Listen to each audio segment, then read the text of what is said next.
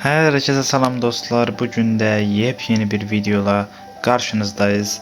Bugünkü videomuzda dostlar gələcək olan Big Time'ların 12'sinin de adlarının 90% məlum olduğu bir deməli paketə baxacağıq dostlar. Burada olan oyuncular yəni 90% ehtimalla onlar olacaq. Çünki götürülən mənbə, yəni aldığım mənbə olduqca dəqiq bir mənbədir. Həmişə dəqiq şeyləri paylaşdığına görə bunun da dəqiq olacağını, yəni bu tərəfdən fikirləşə bilirəm dostlar. Burada ola biləcək oyunculardan birinci Ronaldinho Gaucho'dur. Elə Ronaldinho Gaucho'dan başlayaq. Ən üst səviyyəsi buradan adi menajerlə baxaq. 102 səviyyəyə qədər çıxır Ronaldinho. Gücləri bu şəkildədir dostlar. 99 olan top kontrol, top sürtmə və sıxı top tutması yüksək bir oyuncudur. Bundan sonra dostlar Frank Rijkaard'dır. Rijkaard da olduqca üst səviyyələrdədir dostlar. Defansif farkındalığı olduqca yüksək və stoperdə, defansifdə, göbəkdə, hətta ofansifdə də versəz oynaya bilər. Olduqca yaxşı bir kartdır. Bunun ardıcı dostlar burada olan David Beckham'da. David Beckham'ın kartı isə 101 səviyyəyə qədər çıxa bilir dostlar. Və onun da alçaqdan yüksəkdən pasları, duran topları olduqca güclüdür.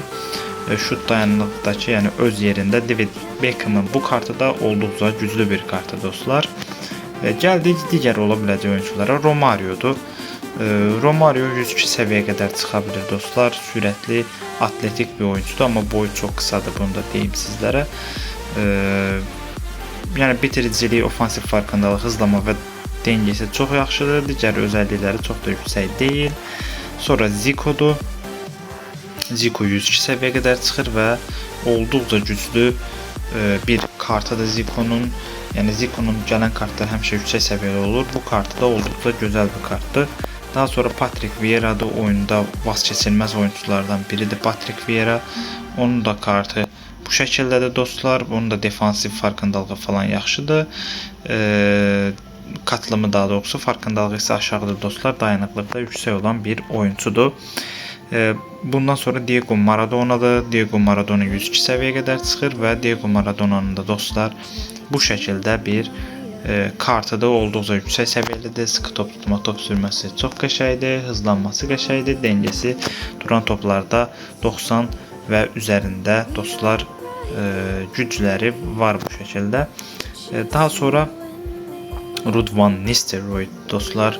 Nistelrooy ofansif farkındalığı çox yüksək, bitiriciliyi çox yüksək olan bir oyuncudur. Hızlanması düzdür, o qədər yaxşı deyil, amma bunlar çox yüksək olan bir oyuncudur Nistelrooy və boyu da çox yüksək olduğuna görə paketdə yaxşı oyunculardan biridir. Daha sonra Makelele gəlir. Makelele dostlar defansif gücləri çox güclü olan bir oyuncudur.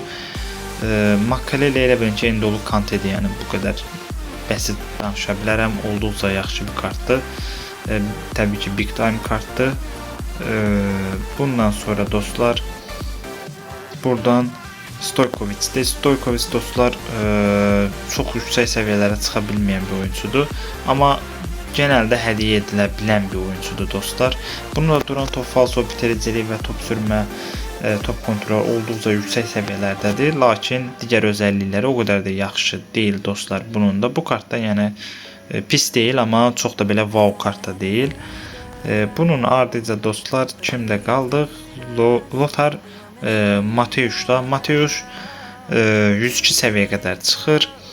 Onun top kontrolü, alçaqdan pası, yüksəkdən pası çox yaxşı səviyyələrdədir. Defansif farkındalıq, katılım, yəni bunlar da yaxşıdır. Hızı da yaxşıdır. Şut gücü də var, dayanıqlıq da var. Ümumiyyətlə Matthäus uzaqdan çox qüvvətli zərbə vura bilən oyuncudur və bunu da deyə bilərəm dostlar. Sonda isə burada Nakamura'nı qoymuşam. Bir dənə Yapon oyuncusu olacaq. Yəni bu mütləqdir. Çünki Konami gətirəndə həmişə bir dənə Yapon oyuncusu gəlir. Mən də bunun Nakamura olacağını təxmin eləyirəm. Orada da yəni elə də göstərilmişdi. Yəni bir yer boş qoyulmuşdu. Mən də ora Nakamura'nın Yapon oyuncusunun ola biləcəyini fikirləşirəm. Nakamura'nın dostlar yüksəkdən pası, duran top falsosu çox qəşəngdir. Bir də şut gücü, digər özəllikləri də 80 və 80-ın üzərində demək olar ki. Bu paketdən dostlar Yəni əgər bu oyuncular olsa sual versəsi kimləri alınır? Buradan alına biləcək oyuncuların adlarını deyirəm. Zico'dur, Patrick Vieira'dır, Ronaldinho'dur, Rijkaard'dır, bir də Mateus'dur dostlar. Bu oyunculardan başqa digər oyuncular hamısı belə deyək, belə wow oyuncular deyil. Mənim oynatdığım buradan oyuncular deyim hansılar olub. Zico olub, Ronaldinho olub, Patrick Vieira olub, Rijkaard olub, bir də Mateus olub. Mən də buradan sizlərə yəni məsləhət görəcəyim ən belə necə deyim, ürəklə məsləhət görə biləcəyim oyuncu dostlar Rijkaarddır. Çünki Rijkaardın bu kartı həqiqətən çox güclü bir kartdır. Dostumda var idi, yəni alıb elə oynatmışam. Həqiqətən Rijkaard çox iş görür. Hətta ki Rijkaard, Gullit ikisini bir yerdə oynadan oyuncu da olub görmüşəm. Çox güclü kartdır, yəni həqiqətən. Əgər oyuncu alsaz belə bir məsləhət görə bilərəm dostlar.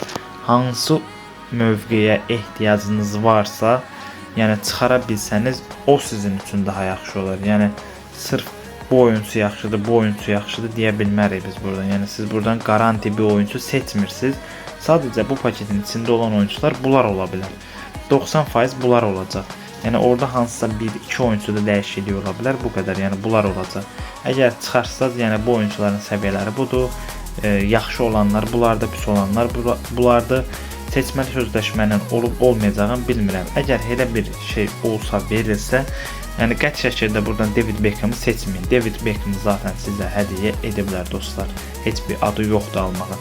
Digər oyuncular da ürəyinizin yəni seçimdə artıq sizin öz seçiminiz qalır. Bunları seçib oynatmaq. Videomuz bu qədər dostlar. Videomuza like atıb kanalımıza da abunə olmağı unutmayın. Hamınızı çox sevirəm. Sağ olun.